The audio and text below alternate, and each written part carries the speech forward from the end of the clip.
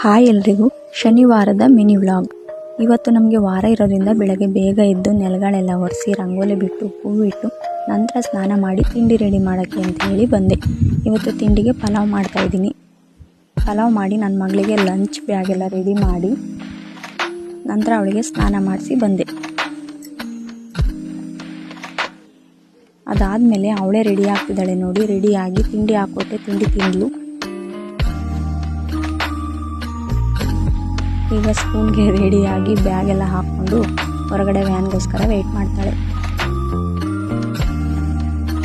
Van ಬಂತು, ಅವಳು ಸ್ಕೂಲ್ಗೆ ಹೊರಟು. ಅದಾದಮೇಲೆ ನಮ್ಮ ಮನೆಯವರು ಪೂಜೆ ಮಾಡೋಕ್ಕೆ ಅಂತೇಳಿ ಬಂದರು. ಅವರು ಪೂಜೆ ಎಲ್ಲ ಮುಗಿಸಿ ಟ್ಯಾಕ್ಟ್ರಿಗೆಲ್ಲ ಪೂಜೆ ಮಾಡಿ ಬಂದು ನಂತರ ತಿಂಡಿ ಕೊಟ್ಟೆ, ತಿಂಡಿ ತಿಂದರು. ಅದಾದಮೇಲೆ ಹೊಲ್ದತ್ರ ಹೋಗಬೇಕು ಟೊಮೊಟೊಗೆ ಔಷಧಿ ಹೊಡೆಯೋಕ್ಕೆ.